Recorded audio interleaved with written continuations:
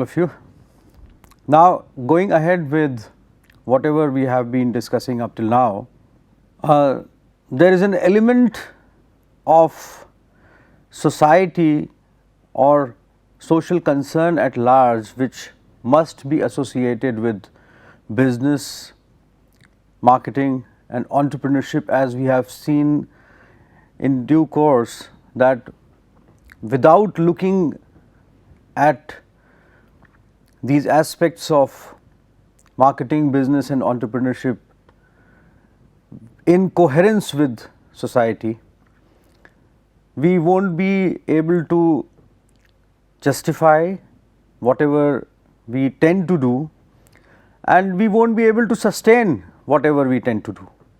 So, here we are looking at entrepreneurship with a societal perspective, and we can call it social entrepreneurship, although there is a larger debate which I will share with you as well, a brief of it, that why should we call it social entrepreneurship per se, because every form of entrepreneurship has to be directed towards societal benefit and societal development. So, but nevertheless, let us talk in terms of how should we look at society and entrepreneurship. Now, what is largely social entrepreneurship? There are several definitions which you can find through several sources, and you will find on this resource as well. But social entrepreneurship largely it talks of problems which are mainly concerned with society. Now, looking broadly at everything, whatever we are doing in social terms or otherwise individually, everything is socially connected largely. So, all the problems are largely socially connected, and all the problems belong to society. But then specifically looking at the problems which are intensely or directly or precisely associated with society. So, that is what social entrepreneurship does. It looks at those kind of problems, for example, women, children, poverty.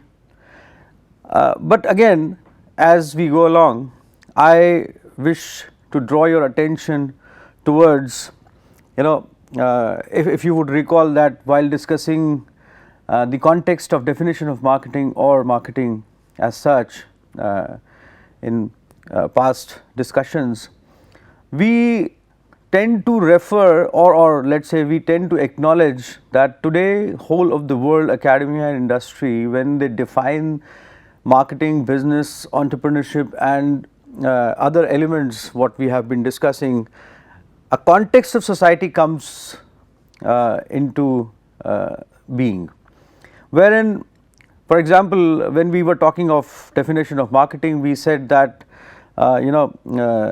there is a reference to exchanging offerings that have value for society at large. So, now when we say that the purpose of marketing or business or entrepreneurship is bringing in offerings or talking of offerings or exchanging offerings which have value for society at large, then the line between social entrepreneurship and entrepreneurship diminishes, wherein we can say that business entrepreneurship is to be referred in societal context at large, broadly. So, therefore, in principle it is quite same when we speak of association of social or societal with reference to marketing or entrepreneurship or just entrepreneurship. Let me slightly go beyond while talking about this. For example, when we talk of inclusive growth, when we talk of inclusive financial systems, then as we have already discussed also briefly that microfinance industry, wherein Grameen Bank of Bangladesh and Kundalai Francis in his efforts in South India and several other such efforts in Africa and around the world, there has been a context of business development with societal development. We have reference to e-Chaupal in India, we have reference to Husk Power Systems in India, Narayan Hridyalaya in India, and several popular and some not so popular examples as such also. So, but other businesses, other forms of businesses which are not so useful, apart from being looking at the product offerings as utilities, they are not so useful to the society, or some of the businesses definitely, for example, tobacco business or let us say alcohol business, they can be termed in with reference to being detrimental to society and societal development at large, but then they do exist. There is an exchange perspective and value, but then we have to draw a line wherein we have to suggest that everything cannot be coherently exist, and after calling entrepreneurship and social entrepreneurship with a demarked kind of with a reference with a wherein this is directly associated with social and that is not directly associated with social, or it is that is general. After having a debate on this and carrying forward both the concepts together for a very long time, for past decade or so, we have realized that no, we should diminish this line and we should think in terms of everything what we do in terms of business or entrepreneurship or marketing with social benefit in context. And that is where I also wish to draw your attention. It's an individual's choice how to look at things, but once we have burned our fingers so much that pollution levels are high, water is depleting, water pollution is very high, climate change is a major concern. There is a burden of disease, there is a burden of cancer, tobacco infused cancer, there is a burden of alcoholism, there is a burden of so many things, there is a burden of gambling on several things, there is a burden of so whatever businesses are looked upon with general terms per se, they are infusing a burden on the society, and so one has to take a call that how should we carry forward all the things together, or should we at all carry forward all the things together or not. Now, once we again going back to the element of social entrepreneurship, once we identify the problems, we speak of innovative solutions, capacities, resources, social arrangements, and transformation of the society as such. So, but then how to look at the problems? We have discussed that earlier also, that problems they emerge by themselves in due course of time, and problems can be looked at with the perspective of barriers, obstacles, but problems are generally the part of life, and there is a retrospective analysis associated with how to identify or how should we identify a problem, and there is a retrospective element of how problems emerge, especially man-made problems or man-created problems. For example, there has been a debate now that so many disasters are infused by humans themselves, and they emerge and evolve and couple up with natural forces, and disasters they happen. So, for example, we are generating electricity through hydropower, and we are creating dams which are very useful also, but then they obstruct the flow of the river, which has a different kind of an effect. We are touching upon hills, which is with construction, which is necessary also, but then it has a depleting effect also. So, we have to think in terms of which thing has to be carried forward in terms of development, and wherein we have to think in terms of avoiding that kind of let us say process of development and still developing the lives of people at large. There comes social entrepreneurship, and once we look at these kind of things with the problem identification perspective, for example, we look at the financial freedom of women, we look at the children who should go to school rather than working, then there are so many things which one can do. and it's not only philanthropic actually, wherein some funds have to be raised and then spent on in the process. If we can add some entrepreneurial aspect to this whole process, then this would come to a different, this would take a different kind of a shape. For example, I would refer to a very small effort, but that has a very large and replicative effect also.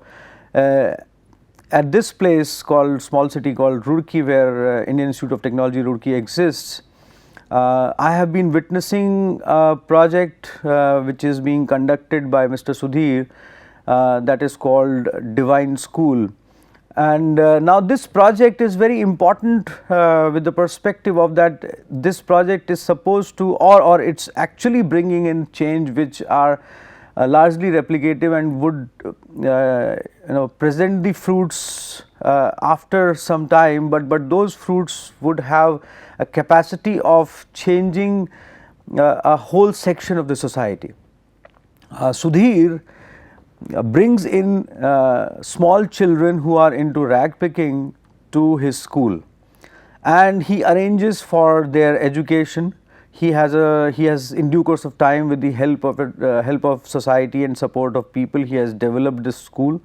He has arranged for good teachers. He has arranged for a very conducive environment. He provides the uniforms, he provides the bags, and he takes the help of academia, donors, and now he has partially started associating all these efforts with entrepreneurial efforts to make that school self sustainable. And these children who are into rag picking, they sort of do not get dissociated with their profession early, because otherwise there would be a question of their bread and butter. Some of them they stay in very temporary arrangements in makeshift tents made by rejected flex material also, besides the canal and besides several areas. But these children, they are regular attendees of the school. They attend the school regularly. Sudhir motivates them and bring them to a situation where they start liking gaining education. And for sure, for past several years, what I have personally witnessed, being associated with in whatever terms he desires for, requires for with that school, I have personally realized that children are getting educated at par with any other child who can afford education. And these children, they are entering into mainstream, and they are getting away from the kind of compulsive profession they had to go for, of rag picking to feed themselves or their families, kind of. Similar effort, but at a very large level, has been acknowledged by everyone around the world. Sri Satyarthi ji won Nobel Prize on supporting the children, kind of who enter into several kinds of compulsive professions, or even trafficking, child trafficking, and those kind of things they are compelled to go for.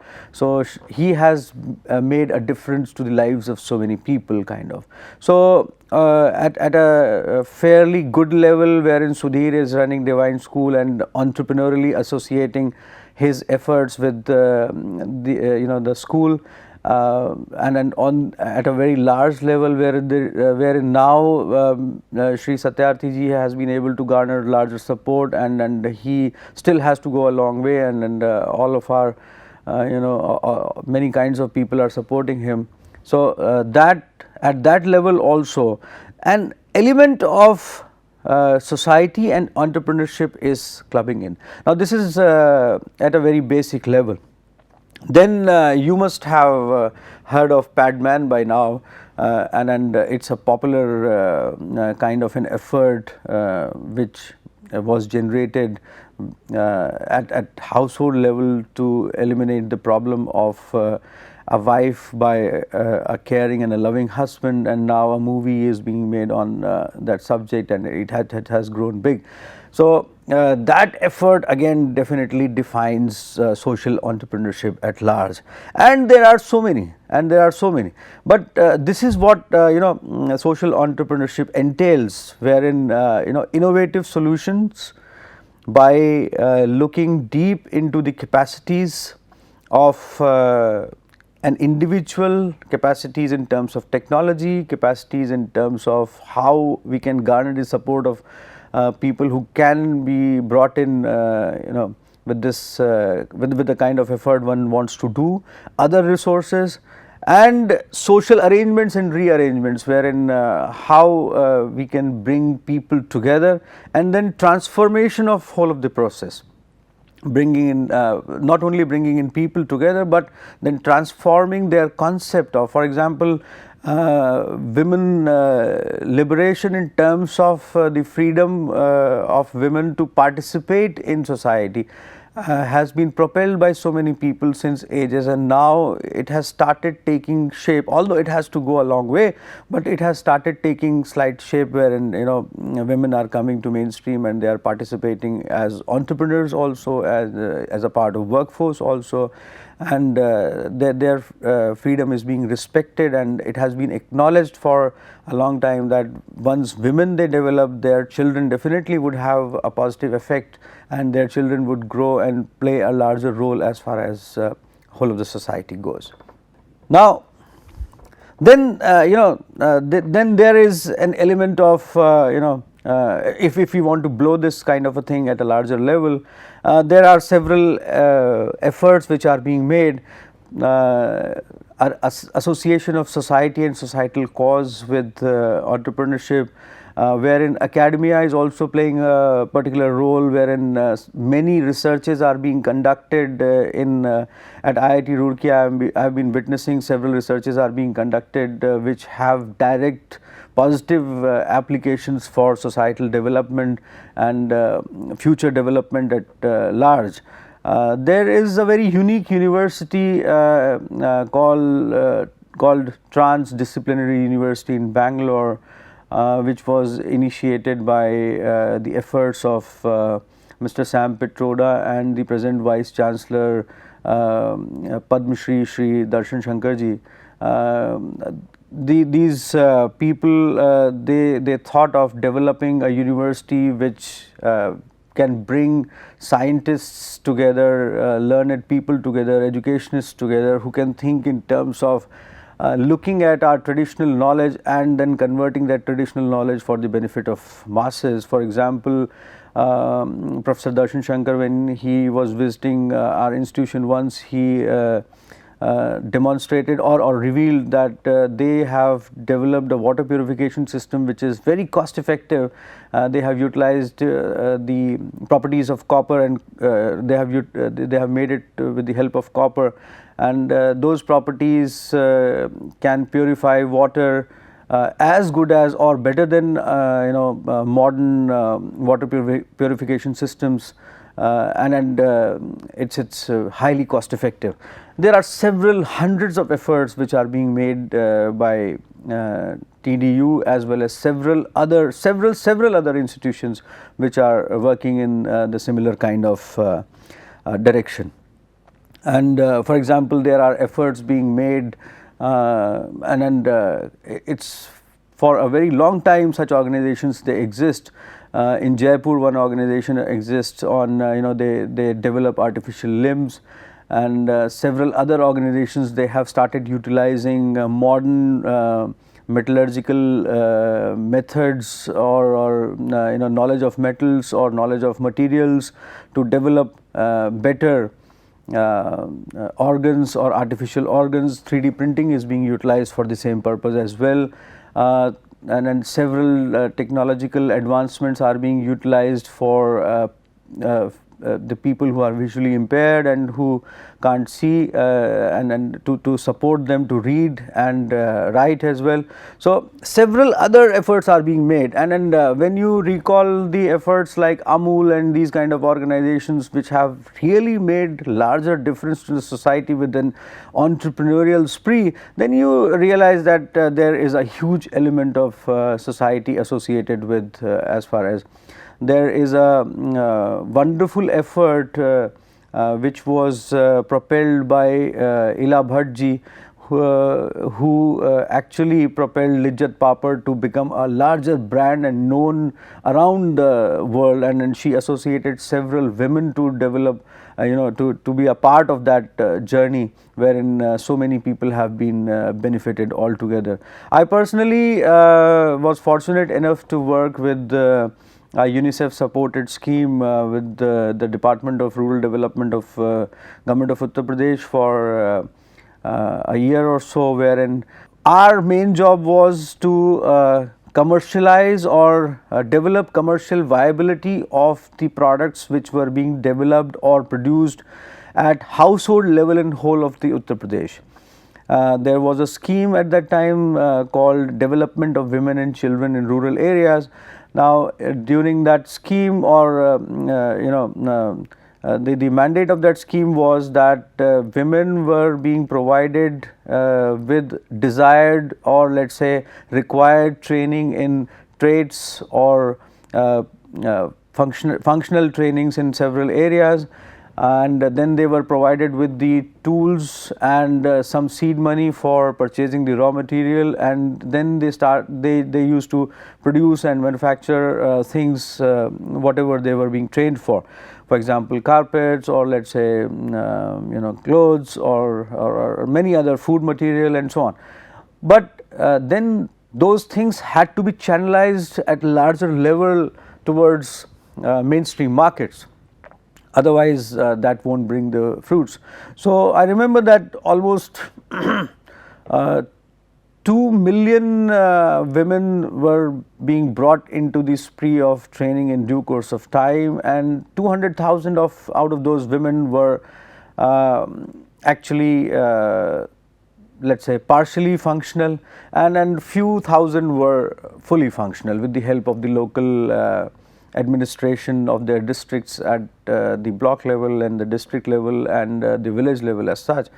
So they were trying to do quite okay. Our job was to bring in larger number of women who could play a major role as far as this whole effort was thought of, and then channeling their produce towards the mainstream market. So we organized so many things. We brought in a context of presenting their produce in exhibitions at national and international level. We organized a showroom as well, and then we introduced mainstream market players directly to these women. And then the most important part was that how to actually kind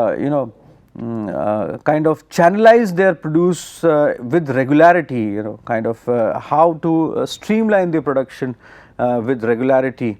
So once markets were streamlined or tend to be streamlined, then production could be streamlined. And then there were several other social problems associated with these poor women which had to be catered to in due course of time. If at all they had to be roped in for regular produce and so on, their family support had to be garnered, their social support at the village level had to be garnered, and that was also a part of our job which had to be taken care of. So this is how actually social entrepreneurship comes into being, and larger results were met definitely through that effort. So now the aspect of, as far as social entrepreneurship, if we further tend to elaborate in due course of time, is that what kind of efforts are presently being going on, and what kind of efforts should be kind of enlarged in terms of as far as entrepreneurial perspective is, and how people should be looking at these kind of things. So that is there. One part is that if we look at complete market and business and entrepreneurial scenario, we must look at these things with a societal context in mind. Number two, we should try and bring in larger number of people to the mainstream in association with entrepreneurial efforts and business and market process as such. Number 3, we should parallelly develop their skills in terms of bringing them to the mainstream thing goes. And we should remember that social entrepreneurship and societal entrepreneurial efforts, they have a longer life if we largely look at those, because once people get associated with such kind of efforts, they become beneficiaries, market forces, they start responding, everyone gets associated with a particular kind of a purpose, and the purpose propels whole of this process. As I named Amul or Lijjat Papad, these have become humongous kind of efforts now, very large and acknowledged globally, and people try to understand that how these efforts have been propelled in due course of time to become very large businesses at this level.